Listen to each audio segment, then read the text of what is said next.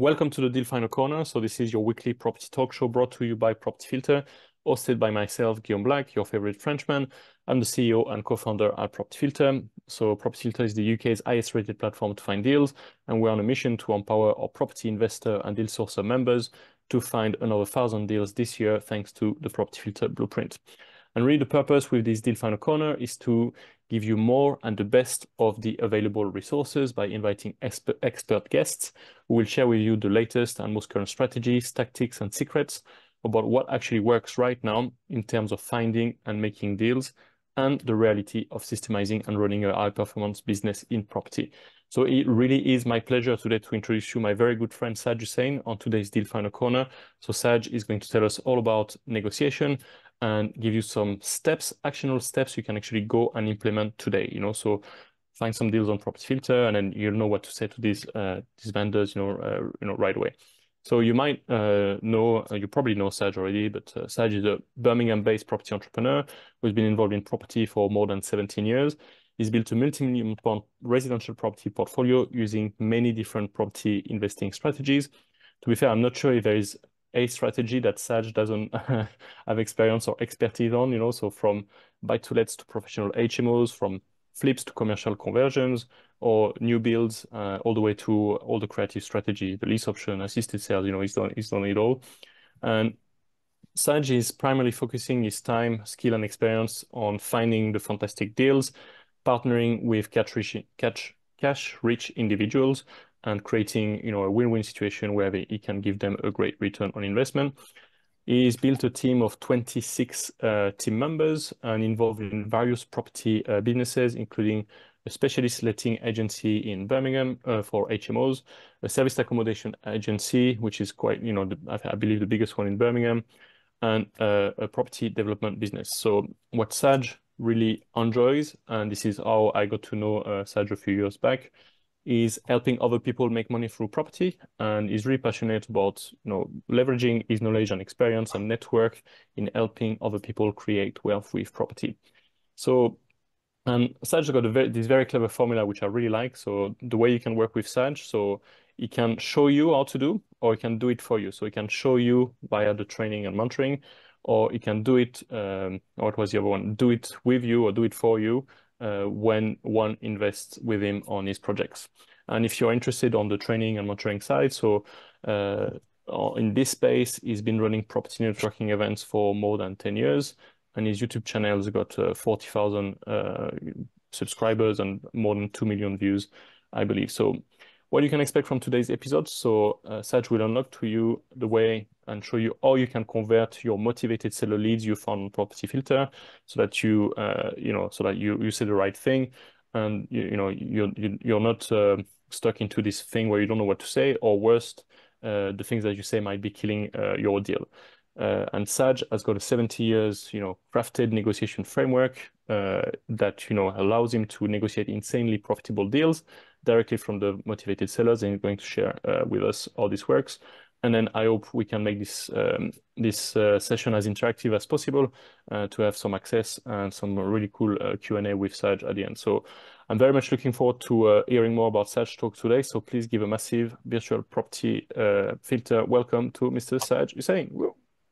Yeah, thank you very much. That was such a lovely introduction there. I was thinking I should take you around with me when I'm doing presentations.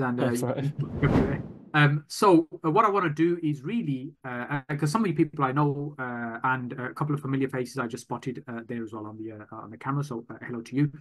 What I really want to do is share with you how we're using Property Filter and how we're making money from it, so you can essentially do the same. This is an interactive session, so that's where I like to do these presentations, so it's making sense to you and you're getting the most out of it. So my first question to you is, do you love property? So is the chatter enabled, Guillaume? Yes, I think it is. Yes, so it is, you can pop in the chat box if you love property. And we've got yes, 100 from D. Oh, it's not moving really quickly now. Mark saying, I do love property. Richard saying yes. Shazad saying yes. Nigel, yes. Richard, yes. Do I have to love it? I love what I can do. what it can do for me. And John, that's a really interesting point, because a lot of people here are saying, yes, you know, I love property, but actually, I guess the question is, do you love property, or do you love what it can actually do for you? So if you think about, oops, a second, there we go. And what is it that it can do? What is it can do for you? So if you think, most people get attracted to property because the money it makes, but there's very few people that are passionate and in love with the bricks and mortar, the architecture. It's really a stepping stone. So if I was asked you, why do you love property? What is it that it enables you to do? So what is it that you want to achieve from property? Pop in the chat box what you're thinking. What is it about property that you love? What is it that it enables you to do? So thinking question. Yeah, so Shazad saying money, Wendy saying freedom of choice, Richard flexibility.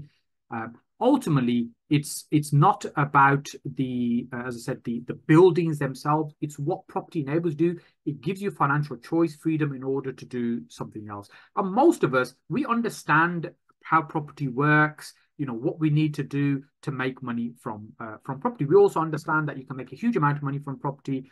We believe in the long-term growth, and that's why most of us are here, you know, in the middle of an afternoon on a presentation like this. But if that's the case, why is it that many of us that know what to do, but actually fail to get the results?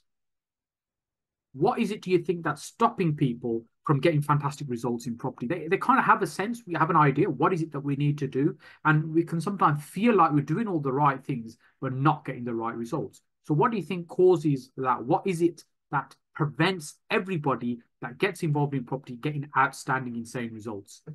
Because the rewards can be potentially huge. What's stopping them? So D saying time, freedom, money, enjoying. Oh, I'm reading the wrong answer there, D. We've got procrastination, fear of the day job. Just reading these very quickly. Just 1 second. Limitation, knowing where to invest, getting in your own way or getting out of your own way, even not having the right mental help, confusion, lack of organization, time, effort needed, etc., etc. There's lots and lots of reasons, and often it could be a lack of persistence, because property, it's relatively simple in terms of the processes. You acquire a building, you add value to it, you sell it, you make a profit, or you acquire a building, you rent it out to somebody, you collect an income. You know, the process is relatively simple, but it's actually not easy to implement and do. And that's the challenge. That's what many people struggle with. So what ultimately happens is many people tend to give up before they get the results.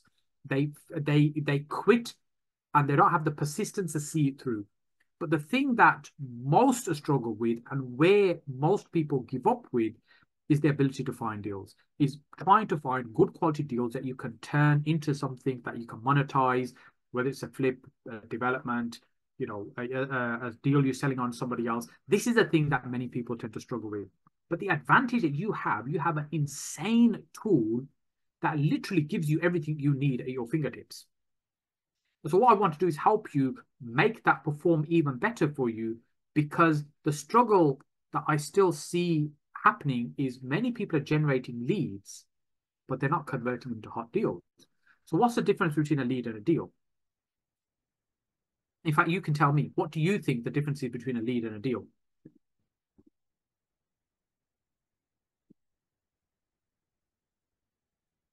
Yeah. So you let me know your thoughts, what you think the difference is. So Rita saying a lead is an opportunity, a deal is an opportunity realized. Great, I like that. Shazad saying a lead is a potential. So these are leads are what I call an expression of interest, where you've started a conversation. It could be with an estate agent, it could be with the seller directly. It's an initiation of a conversation. That's literally all it is at that point. And it becomes a deal when it goes ka-ching and it actually makes you some money. That's really when it's a deal, when it's ready to either go, is ready to be acquired by you or somebody else. And there's a few steps in between getting a lead to become a deal. Now, do all leads become deals? No, absolutely not. And these are the kind of conversations initially we were having when I first met Guillaume, which I was trying to work out when that was. This is one of the early events that Guillaume attended. See if you can spot him in the audience. Can you work out where he's sitting? You can see Florian as well. So Florian, so he's the You can other see Florian. co-founder. Yeah, Florian sitting right next to you. You might speak with Florian in the chat. Florian is really Oh, involved Florian in here the as well. Fantastic. yeah, So just this next to is me. Yeah, yeah. This is literally 5 years ago. I was looking through the slides. This is 5 years ago that we met. This is one of the networking events. Kim said I've been running networking events for over a decade now, every month. And the reason I run networking events, actually, I was just filming a podcast just now, and this same question come up: why do you run these kind of events, or what's the point of networking? And for me, it leads to three things. I'm very transparent about that. One is it brings me leads. It brings me people that might have potential deals for us, using the right phraseology here. And what we're doing, Property Filter, it just does the same thing. It brings that to us. Or it might bring us somebody that has funds that might want to invest in those deals, and potentially somebody wants to learn from us as well. That's essentially what happens, and we grow our network, our contact, our database. That's essentially what we're doing. But ultimately, what we are able to do is monetize that investment and time. And you are spending time on Property Filter. So what we want to do is maximize that investment that you have. Then Guillaume and Florian joined me on the Inner Circle program. The Inner Circle program is my mentorship program, which is a 12-month program. It's currently at £18,000 for the year. It's a small program, and we're very outcome focused. And we think about what's the goal we're trying to achieve, where we're trying to get to. And the conversation we used to have in the early days was really about, okay, what is it that we are looking for? And what we're looking for is somebody that's keen to sell, somebody that needs to sell, somebody that's going to be either flexible with the price, i.e., they will accept a lower price, or they're going to be flexible in the way we structure the deal, the terms around that payment. That's ultimately what we're looking for when we're trying to find a deal. And we categorize those people as motivated sellers. And this was the inception of Property Filter in the early days, when they started building it out and putting it together and testing it and guinea pigging it with other Inner Circle members. And some people, it kind of went straight over their head, and other people thinking, oh, this looks very interesting what you're doing. You mean you're sitting here and you're putting all the leads here where we're out grafting, trying to find these leads? Is that right? And it kind of evolved and just actually snowballed this amazing product to what it is today. Now, when we think about making right, money, Saj, it really, when I say we shared it initially with our property friends, it was the people in the Inner Circle. Yeah, so that's absolutely it's where it all started. Absolutely.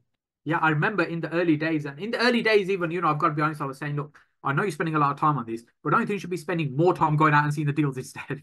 But now all that time was definitely worth investing in building this, absolutely, for sure. And when we think about making money from property, really, I categorize it or put it into three umbrellas. There's only three ways really to make money from property. You're either creating cash flow, which is income, reoccurring income each and every month. So that could be rental income of some form, HMO income, or it could be, for example, service accommodation, high income each month. That's cash flow. Or you could be you're building equity. When you're creating equity, you're building something for the long term. This equity will be something you can't capitalize on immediately. For example, your buy to let, over time, it's going to go up in value. It'll be worth significantly more than it is today. And let's say you've got a high earning job right now. More cash flow probably isn't what you're looking for. It may be something you're building for the future. Alternatively, you might be looking to cash out, i.e., what you're looking to do is extract from that particular deal a chunk of cash. So for us, that would be, say, flipping or developing. We might spend 6 months, 18 months building, developing the project. And when we sell it, we've got a one-time payday, a one-time liquidity event. We put all the effort in and we get paid once. Now, when we think about these three different ways to make money, whether we're looking for deals for ourselves or whether we're looking for deals to sell on to other people, we want to be speaking to people that are motivated and keen to sell. And then we need to think about how we're going to make money. Where is the opportunity? And the opportunity really needs to fall into one of these three. If it doesn't fall into one of these three buckets, it doesn't make sense. So we need to think about how is it that we can make it work. And one of the programs that I run is the Deal Finder Intensive program. It's an 8-week program. We're literally just starting one now. What I want to do is take a component of that to share with you this afternoon here, in terms of the stage that I think is the one that really turns the lead into the deal, which is the negotiation. So I want to share some of that with you. This is a program that we have actually sold out. There's no, we're starting it literally today on the 1st. But Guillaume has asked me to hold 2 places, which I'll share with you a little bit later on about that. But the component I want to share with you is essentially we have a framework of marketing direct to vendor. So what we do, we use property filter to shortlist and identify where we think the motivation exists. Then we get a letter going out, and that letter, we think about it in terms of outcome.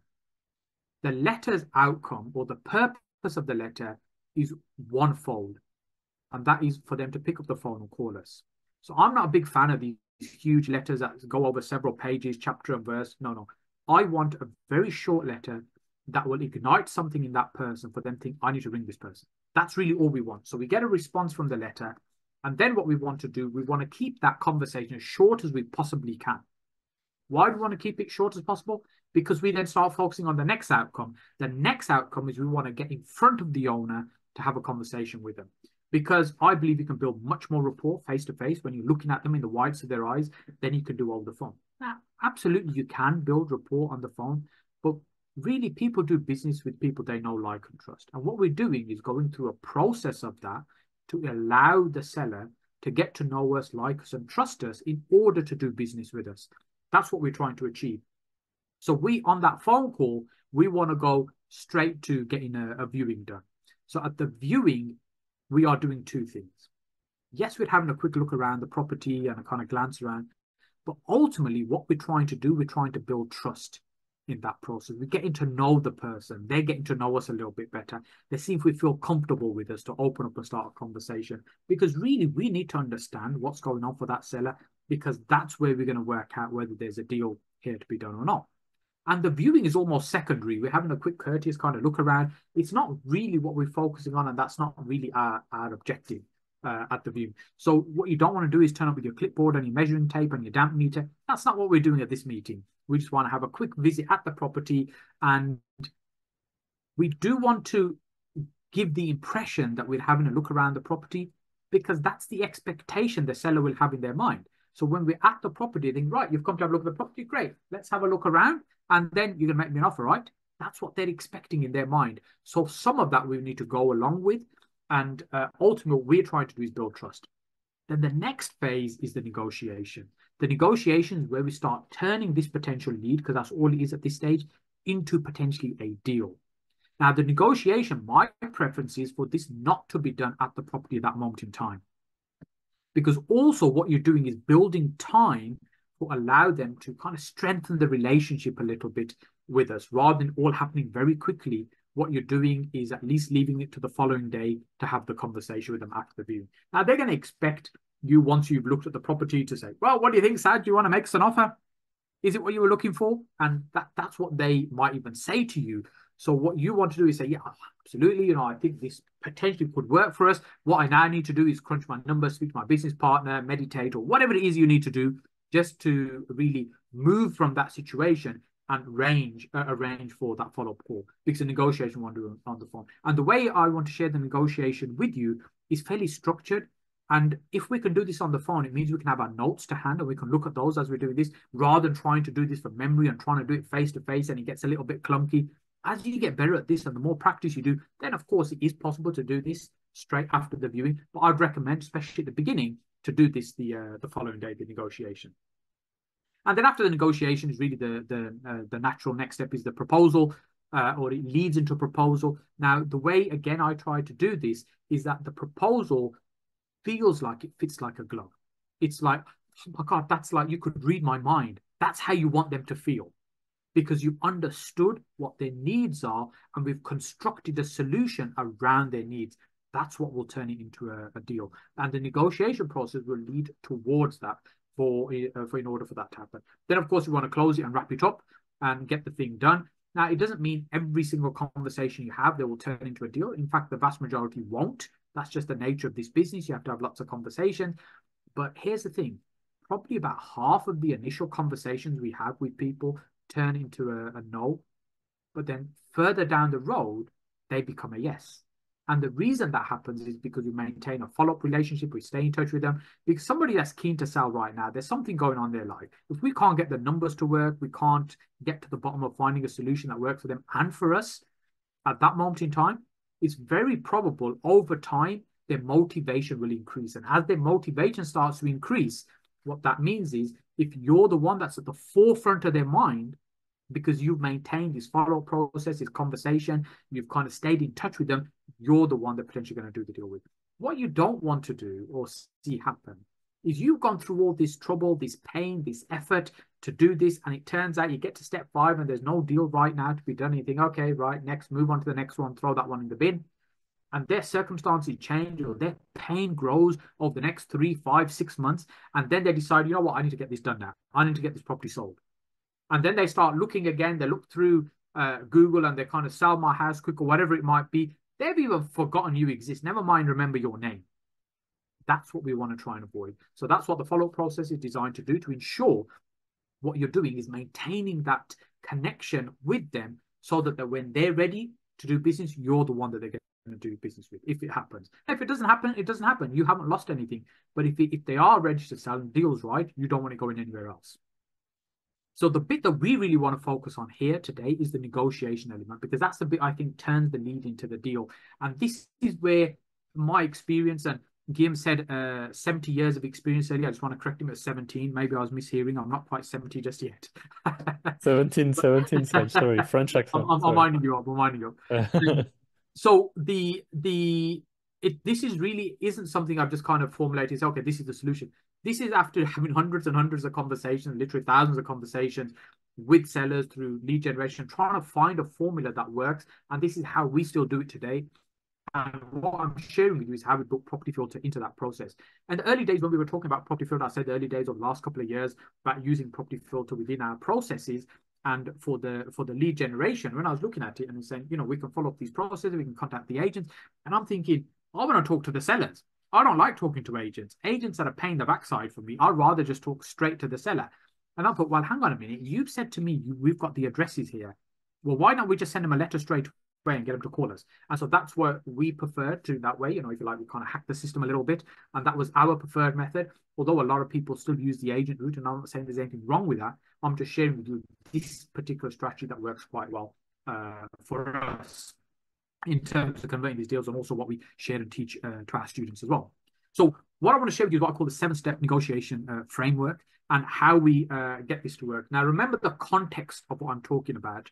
What we've done, we've sent a letter out directly to the seller via Property Filter. We identified there's some motivation there. Property Filter's done all the hard work for us. It's already told us this is the one that you need to talk to, this person. So we send them a letter out that just gets them intrigued enough to pick up the phone and talk to us. Then we just book the appointment to come out and see them. And that would be something along like, hey, thank you so much for ringing. I've been really hoping that you'd give me a call. When's the best time for me to come and meet you? Have a look at the property and have a chat with you. Yeah. And you just want to get out there straight away as soon as possible to do that. And then we've done the walk around, the rapport building, the niceties, getting to know them, you know, talking about golf and all the other stuff that you might do, whatever it might be, whatever technique you want to use to build that likability. And then this now is the subsequent phone call that we have after the meeting at the property. Now, when here they're expecting now for you to propose some kind of, oh, here's my offer. What do you think? You know, should we meet in the middle type of thing? Because that's all they're aware of, right?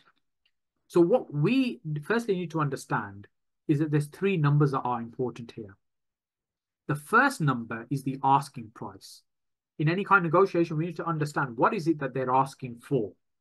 Now, in this case, that's super easy. It's already on Property Filter. We know what the asking price is. But if you think about the last time you sold anything, you knew in your mind that actually there's another number you would accept. There's a number that would be acceptable. Let's say it was a car that you were selling and you're offered a certain amount. You want £5,000 and you're thinking, you know what, if I've got 4,500 for this, I'll be quite happy with that. That's your acceptable number. So what we want to do is understand that the seller will have a number that's acceptable. But then more importantly, there'll be a third number, which is the amount that they need. And what we want to do is unravel that particular number in such a way that allows us to understand what's the lowest acceptable number for them that will work for them, and we can see if it's a deal. And it's done in such a way that it doesn't feel horrible the way it's done, and it's certainly not going to be the kind of response where you get a slap in the face and thrown out of the property. Not that kind of response either, or a few expletives. So this is something here we first want to understand, that three numbers exist. So we want to go through a process of trying to get these numbers. So firstly, for example, the phone call about, hey Fred, Guillaume, that favorite person, Fred, say, hey Fred, thank you so much for showing me around the property yesterday. I was just super excited. I've had a conversation with my partner about it. We'll be looking at it, and they're let's just say they're a little bit less excited as I am. I mean, it might just be that they didn't see the property, but we're really struggling to get those numbers to work. And see how I'm changing my pace and tonality as I'm saying this, because what I'm doing is I'm still expressing excitement. I'm starting the conversation in a very positive way. Yeah, I'm really interested, but hey, there's a challenge. And that challenge is we can't get these numbers to work because what they're asking for is probably too far away from us. So Fred, I know you said, you're looking for, £250,000, but what would be an acceptable number for this to work for you and me? And often at this stage, because you've said I'm interested, but I'm kind of have a little bit of a challenge, they'll very quickly tell you the acceptable number, because now they're at a point where they feel this is the negotiation, and really we hadn't even started the negotiation. They feel that they're in the negotiation. They'll say, yeah, well, look, you know what, I'd kind of accept this. And of course, some of this will be dependent on how you had your earlier conversation with them at the property and how well that went, how much they might have opened up to you, how much they like you ultimately, because then they'll give you a figure that they will work, or express it in such a way that they think would work for them, the acceptable number. And what we want to do is, yeah, that's probably still not gonna work for us, because when we've looked at the numbers, we're kind of still way off. So where do we go from here? So now you're asking them now, where do we go from here? Well, they think, well, I don't know, you've got to come up with a figure for me then, right? And remember, I haven't said a number yet. All I've said is your number doesn't work. And they've now given me a subsequent number, and I'm still saying that number doesn't work. Yeah. So I'm saying, well, what now? Now, logic in their mind will say, well, how much are you thinking? Tell me what's on your mind. And that's what we want them to say to us. Well, what were you thinking? What figure did you have in your mind? Well, where are you with the numbers? Because we want them to ask us rather than us telling them, here's my number. And what we want to do at this stage is shock them. And by shock them, what I mean is we want to give them a number that's so far off, kind of what they were thinking, whoa, hang on a minute, we're kind of miles away here. And the way we would do this, we would say something along the lines of, hey, Fred, when I worked at, because I want to do some justification.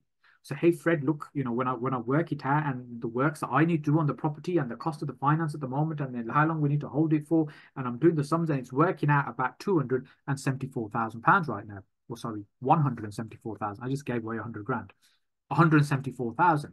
Now that's way off the number that they had said to us. 174 grand. Now, of course, at this stage, you're going to get some kind of reaction. And that's what the shock is designed to do. Now, one reaction might be the expletives. There's no way that I'm ever going to accept that. That's just crazy, you even suggesting that we would possibly accept that. So you might get that kind of response. Or your other response might be slightly more muted about, yeah, we're just not going to be able to do that. That's just way less than what we thought. That now the first response, which is a much more extreme response, at that stage, what we want to do is soften that, because that's a rapport break straight away when you've said something like that. So we will say, yeah, Fred, of course, I understand. And that's exactly why I've not made you an offer, because I don't want to offend you in any way. So what you've just said now to him is, look, I've shared this number, but I've only shared it because you asked me, but that's not actually my offer. I'm just sharing with you my figures. So it takes away any offense that they may have felt in that moment. But what you've done is seeded a number in their mind. Now they have a number in the back of their mind that you've positioned that they weren't really thinking about, or that wasn't possibly acceptable to them. Now, if you get the more muted response, that's an indication that it's not a solid no. Yeah. So what at this stage, now what we want to do, now we've kind of seeded that number in their mind, we want to use what I call the magic wand. And we want to use the magic wand to establish the in-pocket figure. The in-pocket figure is the true amount of money that will end up in their bank account, what they're going to end up with in their pocket. If they're asking for £250,000, they are not going to be receiving £250,000 on completion day in their account. they're going to receive a completion statement from their solicitor. That's going to make a number of deductions, and then they're going to end up with a figure. That number we want to understand. We want to work out what that number is, because that's the number that's real to them. Everything else is monopoly money. It's just made up. The true number that's important is the in-pocket figure. And the way we do that is we say, well, look, Fred, look, just look, help me understand. If we had a magic wand and we waved it over this sale of this property, and the agent miraculously found us somebody who turned up with £240,000 in cash, was willing to buy your house. Now I'm just going to pause there for a moment. The number I mentioned was their acceptable number, not the asking price. We never talk about the asking price again. Every time the lowest number is uttered from the seller's mouth, that's the number we use. We never, ever revert back to any earlier numbers. So now it's just assumptive and assumed that the number is 240,000. So let's say miraculously you had £240,000, a cash offer come through.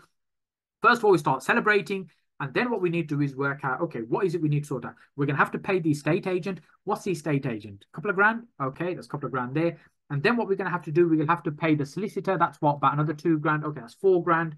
And then is there a mortgage that we need to pay? How much is the mortgage? And when we're saying it like that, the conversation just flowing and you've got good rapport, what you'll find is people reveal personal information like the balance that they have as debt on the property, whereas ordinarily they would never tell you that.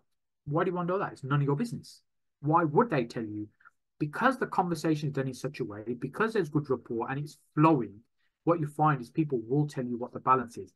Yeah, so there's £150,000 that needs to be paid there. Is there anything else, Fred, that needs to be paid as well? And now what I'm doing, I'm mopping up to see, is there any other figures? Is there a car loan? Is there a second charge somewhere that needs to be paid off as part of this process in terms of what they're going to end up in their pocket? And then what I do is I do the calculation with them. So I say, okay, so what we're saying is, Fred, in the ideal situation, the perfect world, if we get £240,000, we've got £2,000 to pay the estate agent, £2,000 to pay the solicitor, we've got £150,000 to pay the mortgage, there isn't anything else, so that will leave £86,000. Is that right, Fred? And so what we're doing, we're working through the numbers with them for them to acknowledge, yes, that's what would be that they would get in their pocket. Now, remember, what we're talking about right now is the perfect situation with a magic wand that we've just waved to arrive at £86,000. So what we want to do now is when they've acknowledged, yes, that's correct, it's 86,000, that, you know, because we've done this with them, we're not telling them that this is what it is. We want to burst the bubble. And by bursting the bubble, we want to say, let's get a reality check. Nobody's turning up with a bag full of cash that's going to give you 240 grand.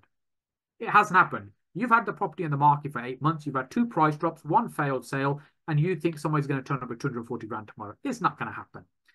We don't want to say in that way, but that's essentially what we want to get across to them. So we say, yeah, but you know, the reality is we're not going to get £240,000. It's not going to happen. And what impact is that going to have for you? What's that going to mean? So what we're now doing, we're taking them on this emotional high of here's the perfect world, here's what it's going to look like, here's what you might be able to get, and then we bring them back down, crashing down to reality. Say, mate, it's just not going to happen. So what's the alternative? So before we get into the alternative, what we want to do, we want to work on that emotion. At the end of the day, as human beings, we make decisions based on emotion, on how we feel, and we justify it to ourselves with logic. So the emotion is what's going to drive that decision in the first place. So what we want to do at this stage is get them into the emotion of what impact that will have.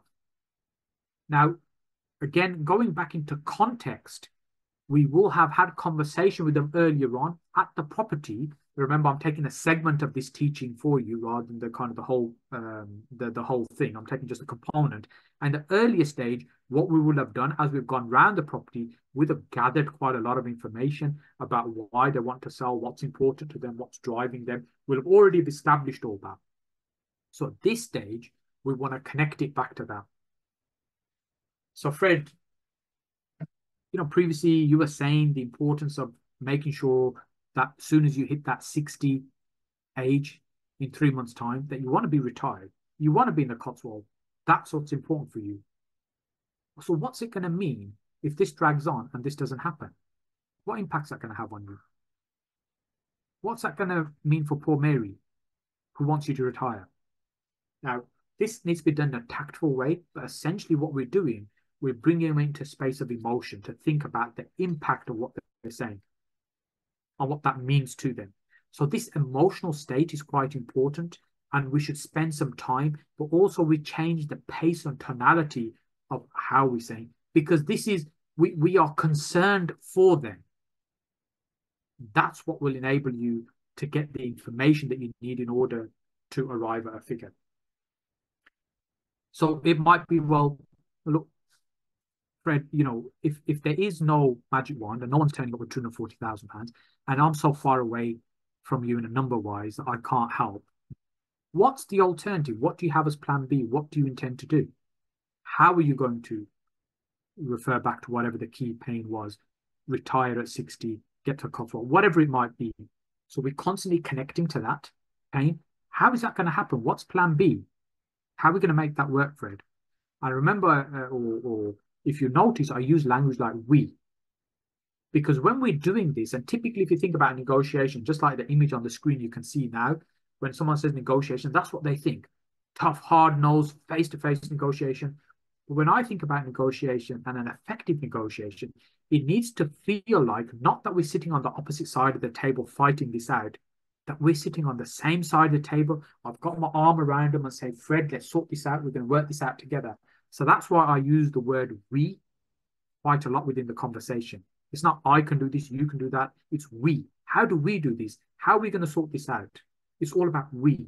So it feels that we are on the same page, on the same side, rather than fighting with each other in order to find a solution. Now, sometimes when we're doing this, we can have curveballs thrown at us. For example, it might have been, you can get someone saying like, oh, you said to me you were a cash buyer. Absolutely, we can purchase for cash. And what I like to do, personally, when I'm doing this, I never reveal that I'm the buyer at this stage. I always talk about I'm buying on behalf of somebody. And so I might say, I have a family that I work for, and essentially my job is to find them investment property for their portfolio. They have a certain criteria. They're nice people, but they're not the easiest people to work with. So now I'm kind of doing good cop, bad cop. That I'm the nice guy, they're the horrible people. They have a criteria. I'm working with you to try and get your property sold to meet their criteria. So I use that kind of third party sometimes as well. Now, in this emotional place here, where we're talking about the importance, what this means to them, the impact it's going to have, the plan B is what really gets people thinking, because many people, they don't have a plan B. They've never considered a plan B. It's just hope. Well, the agent said it's 250,000, so hopefully they'll sell it for 250,000. And hope has never been a great strategy. So what we want to do is show them that isn't working. There is no plan B. So how do we now resolve this? So this is where we start coming back to need and understand what the number that they need is. And now, remember the number that we've established in this example was £86,000. So my conversation completely rotates around £86,000. There is no mention of £240,000. There's no mention of £250,000 the asking price. There's no mention of the £150,000 mortgage. We now only talk about £86,000 because that's the in-pocket figure, and that's the only number that means anything to them. So what I will do is I'll say, well, okay, well, look, just help me understand then. Let's say in that perfect world, we did get this transaction done, and I'll remind them of the different things that involved. So we get the transaction done, we've got the solicitor paid, you've got the estate agent paid, we get the mortgage cleared, you get the £86,000 in the bank tomorrow. So what happens next? What would you do? Are you and Mary off around the world on a cruise, kind of enjoying life? Is that the plan, or what happens next? So now what I want to do is for them to tell me how that cash will get utilized. What's going to happen with that money? So this is where we can start determining what our needs and what our wants. Yeah, I want to buy that 50 grand Mercedes that I have my eye on, and I was thinking it'd be nice to have that. Versus we need to pay some money for the kids' wedding. We need to kind of put a deposit down on retirement place, whatever it might be. We need to try and establish what happens with that money. So what becomes needs and what isn't. So now we can focus on And I would use language like, so Fred, help me understand. So what you're saying is, if I hear you correctly, is in the perfect world, if we've got the 86,000, and I keep saying things like that, in the perfect world, got the 86,000, because I'm reminding them this is not realistic. This is in a perfect world. In a perfect world, if you've got the 86,000, by the time you've paid this, this, and this, you're left with 40 grand in the bank that you're not going to do anything with. Is that right? Have I understood correctly? And what I'm doing is seeking clarity, but also making sure that we are on the same page, that actually this is now surplus funds, surplus in the sense they don't need it immediately. So this was what will help us to negotiate. So here, what we want to do is we want to use our newfound confidence. And because now we've established the numbers, they've revealed the numbers to us because this process that we've gone through with them. They've revealed the numbers to us. We can, so in this example, made up example I'm using here, there's now an additional 40 grand of flexibility. So the conversation really now should be around that £40,000. Do you see how from £250,000 conversation, we've took it down to £40,000? It's much more tangible, more meaningful for them. They can relate to those numbers. They've never seen £250,000 in their life. For most people, the property transaction is the single highest value transaction they will ever do in their life. They've never seen that money, and they're unlikely to. There'll be a mortgage on it, most probably. So we bring it down to the lowest common denominator. What's that figure? So in this case, what we're now saying, we've parked to the side the amount of money they need to pay for certain things. Now we end up with this small amount of cash, if it exists, and the negotiations around that. And the conversation here really is a case of, so Fred, so what we're saying is that right now we are £40,000 apart in order to make this work. So what do we need to do to make that happen? So the conversation will rotate around there, and I'd use a different model here as well. I'm just kind of conscious of time as well. I'd use a different model to really get to the bottom of from that £40,000. What I don't want to do is for me to be telling them what's going to happen. I want them to tell me what would be acceptable, how they can get it to work, so it feels like that this fits like a glove. Now, my ideal outcome is a discount off the market value. Now, this is not off the asking price. This is off the market value. So we need to establish what the market value is. And because we've had a phone call with them initially, we've been to visit the property, and now we're doing a subsequent phone call, there's enough time in between there for us to do some research and work out what we think market value is. We've got Property Filter, will give us a lot of data there as well to help us to do that work. So I either want a discount, and I've already got a figure in my mind in terms of a percentage that I want it to achieve for it to be interesting and viable for me, or to sell on to another investor. Because bear in mind, even if you're selling this deal on, as I said before, and to think about it, is it going to be a cash flow deal? Is it going to be a cash out deal? Is it going to be an equity play? Who's going to want it? Why would they want it? And why would they pay you a fee for you passing it to them? So I'm being mindful of all that whilst this is going on. Now, as an alternative, let's say in this particular example that we said there's £40,000 to play with. Let's say that number was zero. There was nothing because all the money's been allocated. There isn't anything there. And that's sometimes the case as well.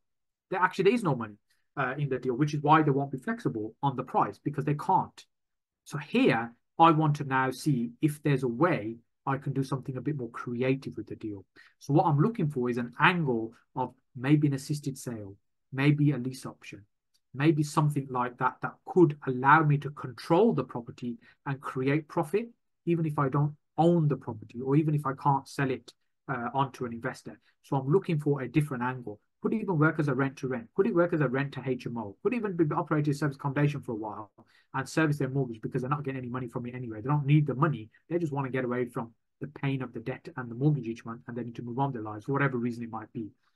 So and I'm doing this in a very, very condensed way, whereas, just kind of this kind of stuff as part of the training, we spend a couple of days just on this framework here in the training and we do kind of live calls with the sellers as well. So I'm trying to compact it here for you. But the thing is, you want to practice this. You need to do lots and lots of this. You want to get your letters out. You want to get those conversations going. You want to get out to view as many properties as you can. You want to get comfortable sitting down with the owner, having conversations with them, getting into a relaxed state, allowing them to feel relaxed. Because There's a huge amount around body language as well. Again, we haven't got time to talk about that today. That will impact how you are being with the seller or how they're being with you. And we want to read that, and we don't want to do anything that they might subconsciously misread as well. Because remember, people will do business with people they know, like, and trust. We talked about it before. It's about likability. So we want to maintain a good relationship, good rapport. And this is done in such a tactful way that it feels that we're working this out together rather than we're fighting over something. So now at this stage, depending on kind of which way it's gone, because there could be many, many different outcomes at this stage in terms of where it's going and what those numbers are, what we want to do, we want to do a test close. And by a test close, what I mean, we want to test to see if they're on board. So Fred, just so I'm clear and help me understand, what we're saying is, if there's a way, and I'm not sure there is right now, but if there was a way that we'd be able to do X, you're willing to do Y. It'd be that type of structured question. Because what we're doing now is we're working out where the numbers could work. So we're testing, we're floating the idea across them. This is what I'd call a non-offer. Essentially, it's like an offer, but it doesn't feel like an offer. Because if they say, yeah, that's right, because the question's been framed in such a way, they're saying, yeah, that's right. So now I've got their nod of approval that this is workable. So for me, that's a positive outcome. Now, on the other hand, if they step back and say, no, actually, no, that's not quite right, or I'm not happy with this, or I don't know about that, I'm still going to have to think about this, that means we need to take a few steps back. It's not ready to be closed, the deal. We need to now unpick what are the objections, what is the issue. And so I would say something like, okay, that's fine, I hear you. What part of this deal, if it was done differently, would make it work for you? See, so I'm trying to pick out what's the specific thing that might be the challenge. And I want to separate and isolate genuine objections. And if we've done this correctly, we shouldn't really get any false objections at this stage. False objections are when people give you surface level answers. Oh, I need to think about it. I need to speak with the missus, and I'll let you know in a couple of weeks. Yeah, thanks for letting me know, and I'll come back to you. Those are all surface level responses. But because if this is done correctly and all the other bits plugged into this are done correctly, we in such a deep conversation with them at this stage, and we are building that relationship that we don't get surface level answers. We get real answers at this stage. And so we can see this is going to work. And the other reason this is important, because how long does it take to complete a purchase? A month, 2 months, 3 months, even longer sometimes. It can drag on. Let's say it's 3 months typically it takes to complete a purchase. So if you use some clever ninja mind tricks and a bit of hypnosis to kind of get them to say yes several times and think, yes, I've got a deal now done, they've got 90 sleepless nights to change their mind. You don't want them to have seller's remorse. So what you want to do is make sure they are bought into this, they are happy, they are solid. At the end of it, you want a big hug, because you want to say, fantastic, this is what we wanted, virtual hug. That they feel that actually you've really understood them, because then they will stick with you all the way to completion. So a week later, when Guillaume's letter turns up in the post and says he buys houses as well, they're not interested because they've already done a deal with Saj. And Saj is buying my house. So they're not going to return the Guillaume's call. You see, so that's what we want them to be bought into this so much that they're not really interested in hearing anything else. They know we've resolved the problem and resolved the solution. We have the solution for them. So the test close is an opportunity for us to see if, is this workable, or do we need to go back a couple of steps and rework on some things, iron out the objections in order to move forward. And as I said, on occasions, we still will not reach a viable solution, and that's okay. But because you've gone through this process, and I remember what I talked about in the earlier model about the follow-up process, because if we maintain that follow-up with them, what you'll find, the chances of it turning into a deal later on are much, much higher. It's still not a guarantee, but they're much higher than they would have been otherwise. Hope this stuff is making sense. Just pop a yes, it makes sense in the chat box for me, and let me know that you haven't fallen asleep or you've gone off and having lunch or something, just so I know everyone's still there. Yes, excellent. The chat is very quiet actually, which shows that people are listening. So that's okay, great. that's good. That's good.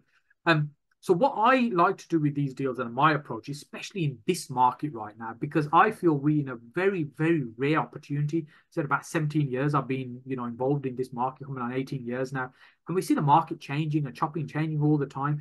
And a phrase that I like and I learned earlier on, that in property there is no certainty. There's just constant change, or the only certainty is constant change. That what you can be sure about is that you can't be sure about anything.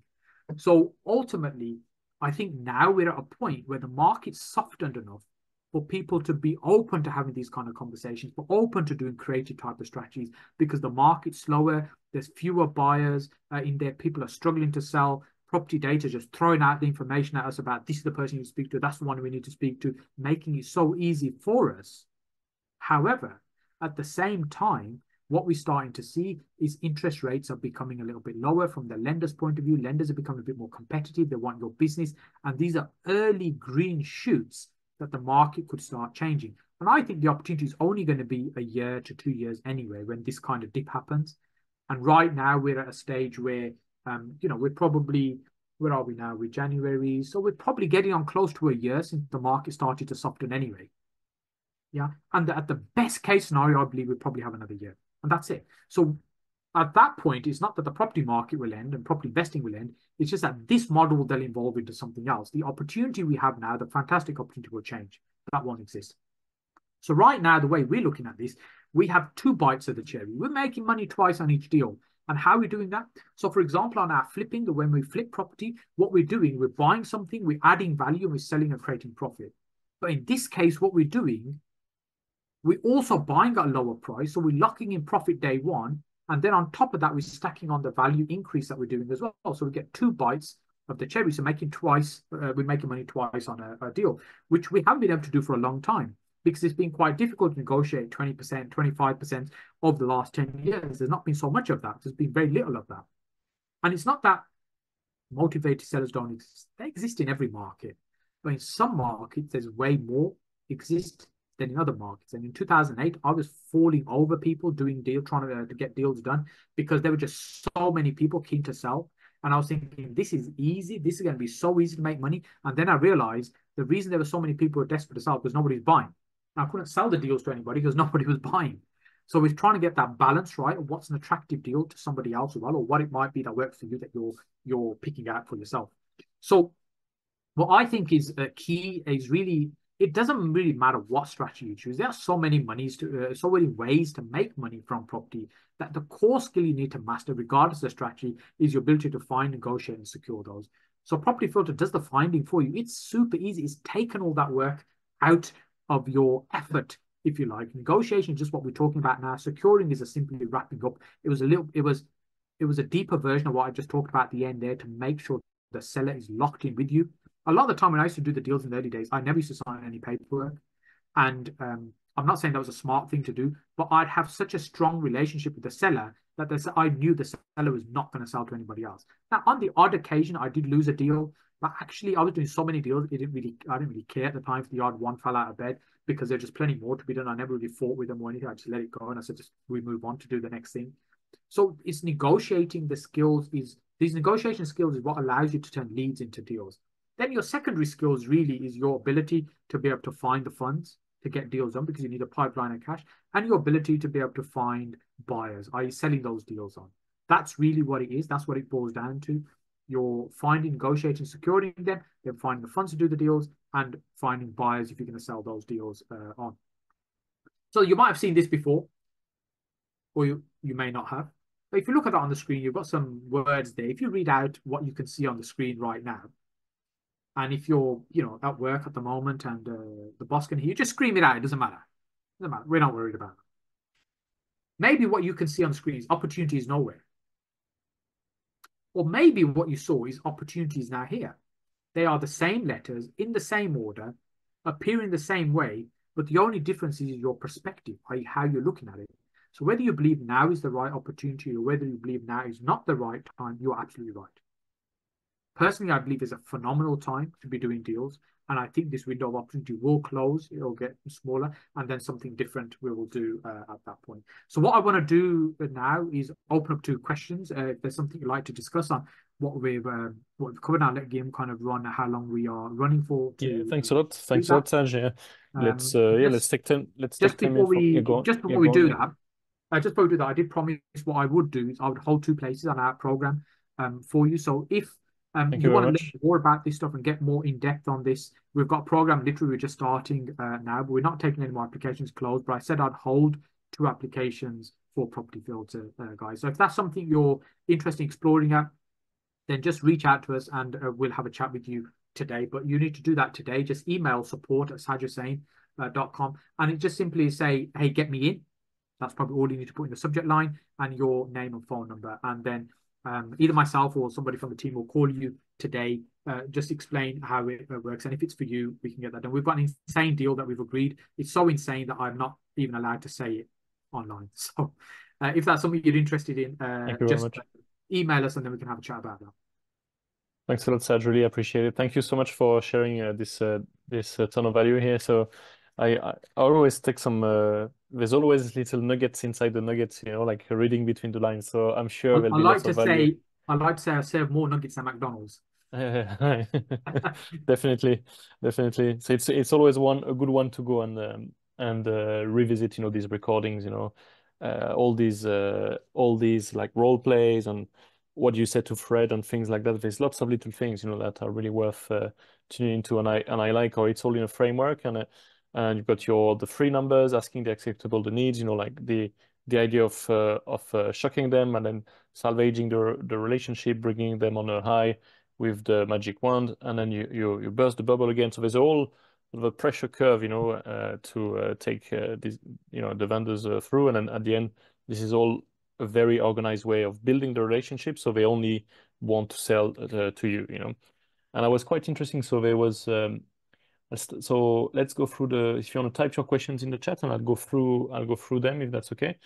There was someone earlier mentioned something like what you were talking, Sad, was like fairyland stuff. I think there's an idea of like people don't believe these things, until they've seen it. They've seen it or they've done these deals. So Yes, I know yes. you helped me close my first couple of deals like this, and yeah, I mean it's real. And how many deals have you done like this? Like 500 maybe, And or lots of these, and this is what we do all the time. And you've heard me do these live many times, yeah, yeah.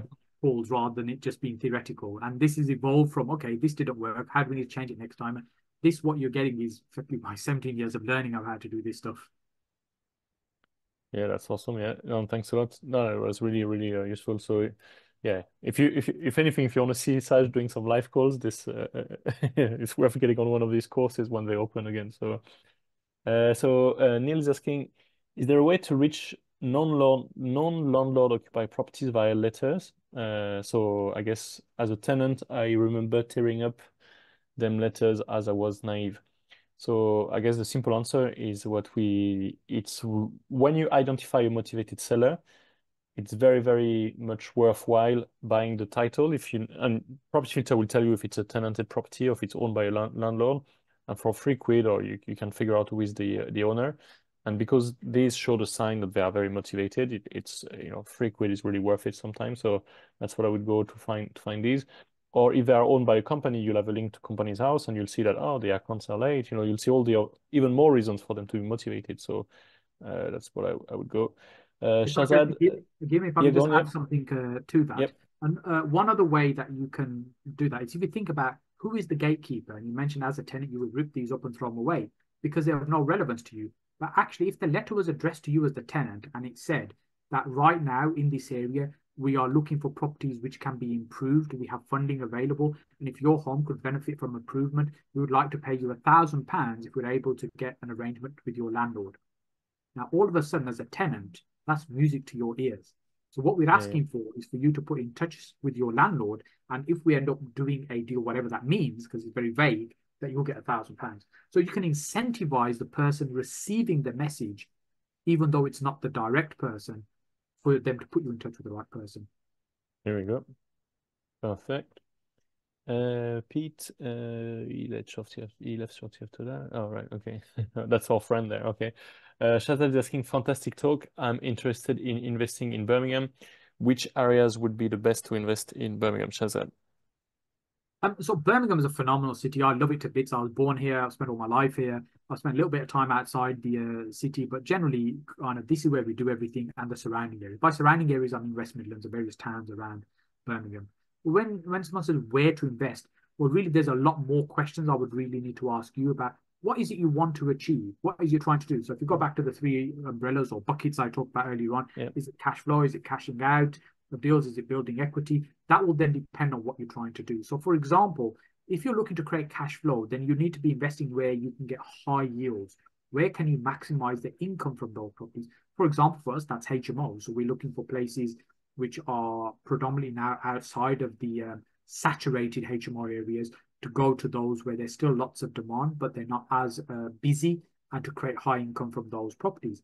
And if we were looking for equity, for example, long term, so our office is in Kings Heath, and literally, 50 yards from our office, I can see from my office window, they're building the new train station there. So over time, the value of the property in that area are going to go up. I'm not going to make money from those today, but in 10, 15, 20 years' time, it'll be a much, much more desirable, even more so than it is right now. But that would be an equity play. So then I'm looking for location like that, where there's infrastructure changes that will add value, for example. And then if I'm looking for cash out, my personal preference is flipping in areas where the values are high, where I can buy something and really push up the value. And that could be on border postcodes. So for example, so if you know Birmingham at all, Edgbaston Cricket Stadium is in B12. B13 next to it is a very nice, desirable, fairly expensive area. But if you buy on the board boundaries of B12, very close to B13, you can sell and position it as close to Moseley Village, etc., etc.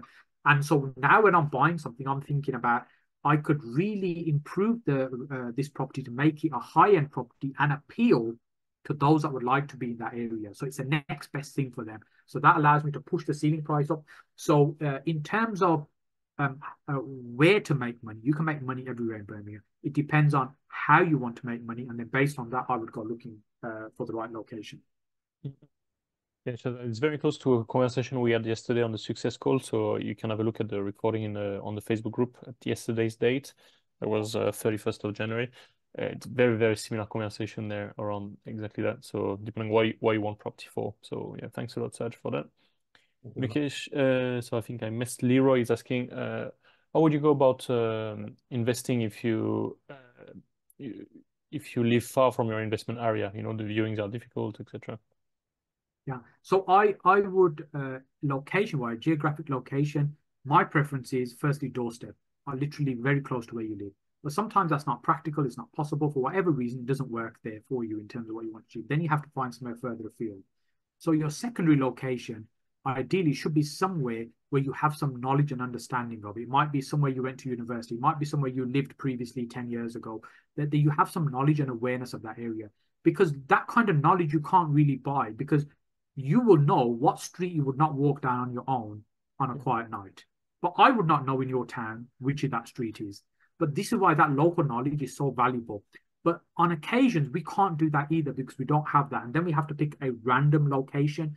And so we have no knowledge about. So then what I'm looking for is ideally an established town and cities where there's already people quite active in the property market whose knowledge I can tap into, who are active in the area, and also where I'm going to be able to find tradespeople, builders, people who can run around and do things for me because I can't physically be there every day. So I would think about it based on that criteria and see which fits for you, Leroy. Yeah, thanks a lot for that. You got Mukesh. And one thing I would say maybe, Leroy, before on that is Saj talked also about the letters. So, and then the idea with Property Filter is to go straight to the motivated seller. So the cost and investment, of your own resources, your time, etc., of going around and randomly do viewings, basically you can slash this in by 10 by just focusing on the right ones, like it says on the system, and then you can either, as such, say, have a power team, people on the ground to do this for you. But all these things which have a direct cost, you can slash it down, basically by just focusing on the right deals, basically. Mukesh is asking, I guess the key is to establish or get contact with the property owner. What happens when the owner are only willing to communicate via an agent? Yeah, so what we're talking about here, as I said, I've taken a component from our Deal Finder Intensive, which is a much bigger program. On there, we talk about how to negotiate directly with the agents as well. But what we've been talking about today is just a tiny segment of going direct to the vendor and a portion of that framework. Now, if we were talking via an estate agent, what we just need to understand is now we have an intermediary in between. Their expectation, their needs, their demands may be very different from what the owner wants. So we have to be thinking about when we're sharing, when we're having the conversation with them, and we want them to share what we're thinking with the seller, that we do it in a way that influences them to do that, and for the agent to want to be on board and work with us. So some of this stuff we do with the agent, but a lot of it would not work with the agent because you don't have that direct response. You don't have that direct communication with the owner. You can't see the whites of the eyes of the owner, as it were. So the approach is more around how can I serve the agent's needs. Mm-hmm.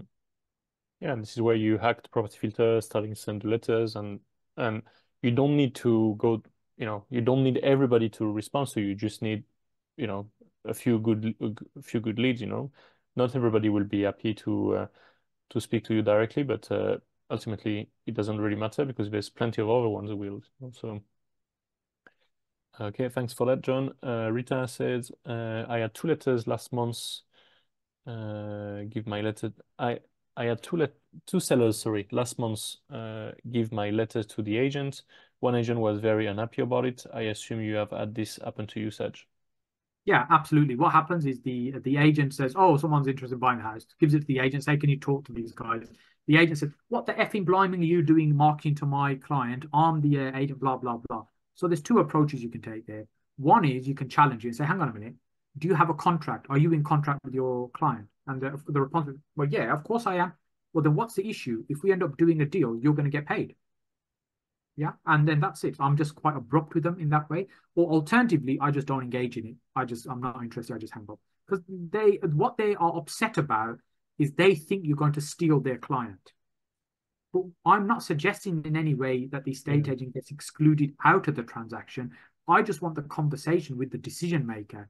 Now, the agent will feel threatened by that because they are the professional negotiators that the owner is paying to sell and negotiate the property on their behalf. And what we're doing is bypassing them to have a conversation directly with the owner using our skills to get a better result. And then once we've agreed a deal, the agent, if they have a contract, they're still going to get paid. They're not being excluded, not being pushed out of situation. So I wouldn't worry about that. Yes, you are going to, rattle a few cages, but it's fine. Thanks a lot, Saj. Ian is saying the statistics are all recommending HMOs. I'm not sure which statistics, Ian. I have been active in Plymouth, Edinburgh, and found both councils have put in place Article 4 and licensing regimes that would completely ruin any deal. Please comment. So I'm not entirely sure, Ian, what you mean, but let me answer the question I think you're asking. So if it's an Article 4 area, it's more difficult to do deals there. And we in Birmingham, Birmingham's Article 4 citywide. So there's two ways that we find deals. We're in a small group, so don't tell everyone, kind of I'll explain how we do it. So we will either go looking for existing HMOs that are very tired, and there's many of those, and we've got 3 that we've acquired just recently in the last few months. And our intention with those is renovate them, get the rents up, and we'll flip them back on. So effectively, we're flipping in a niche. That's what we're doing. So we look for existing HMOs that are fairly tired, they're marketed badly, they're underlet, they need a lot of work on them. The owner's fed up and had enough, and we repurpose those. Then the second thing we do is similar to what I was talking about earlier on, where we look for secondary locations. Rather than looking for primary locations, where, for example, in Birmingham, if we talk about Birmingham as an area, Edgbaston is a classic area of, there are just so many HMOs in Edgbaston. Why are there so many HMOs? Because it works. They are large houses, they're converted to rooms, a lot of them. It's an established area and it works as a HMO area. But if I went and made an application for a new HMO in that area, I'll probably get a lot of resistance from planning. They don't want no HMOs. That's one of the reasons they introduced Article 4 in the first place. So what I'm doing, I'm looking for secondary locations, the next best locations. So in the example of Edgbaston, because it almost goes up to the boundary of Sandwell, well, we can just go across the road and there's no Article 4. Or we can go to a next best location where there's still relatively good demand there, and make an application for HMOs there by understanding the criteria. And it's very likely to get approved, which you just need to understand. It's another layer of another hurdle that we need to deal with. That's all. For both of these, you've got templates on property filter. So you'll have one that looks for existing HMOs inside Article 4 areas. So all the Article 4 areas have been digitalized for that purpose. Or you could look for potential properties you could turn into HMOs that sit just outside, the Article 4 areas. And I've used both strategies to buy, this is the kind of stuff we've been doing as well in Birmingham. So yeah, fill your boots. Okay, and then Nigel, thanks a lot. Nigel is introducing himself. So yeah, you guys feel free to connect with each other. Feel free to introduce yourselves in the Facebook group. It's what it's for as well. So thanks so much, Saj. Have you got any sort of a closing closing thoughts? Thank you so much. Thank you for spending your afternoon with me. Clearly, you're committed to kind of learn this stuff. And this stuff is only valuable if you use it. Otherwise, it's just an interesting conversation with a couple of brummies That's right. afternoon. You need to use this. That's how you'll benefit from it. This can make an insane amount of money. And I was in one of the podcasts I was doing earlier today, we were talking about learning from reading books and stuff. We can learn stuff from people who are no longer here, or incredible people at the other side of the world. We can extract information they give us through books, videos, whatever it might be. If we don't do anything with that, what's the point? It's of no use to anybody.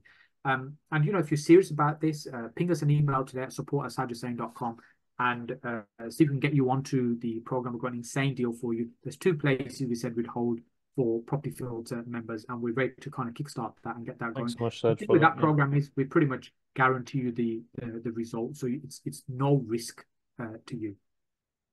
Awesome. Yeah, thank you so much. And I know like someone went on this last year, 26 deals. So Yes, so it works. Yeah. absolutely. So thank you very much, Saj. Thank you for joining today. I really appreciate the stuff you've shared. I think it'll be a very valuable recordings for people to go through again, this the section about Fred. And thank you all of you. Thank you for joining us on today's Deal Finder Corner. Reach out to Saj today on this support email. So if you want to join this, it's really valuable. In the meantime, visit propertyfilter.co.uk, log on to your Property Filter account, check out the deal blueprint where you can define your goldmine area, engage with motivated sellers, assess your properties in seconds, load your pipeline, and make deals.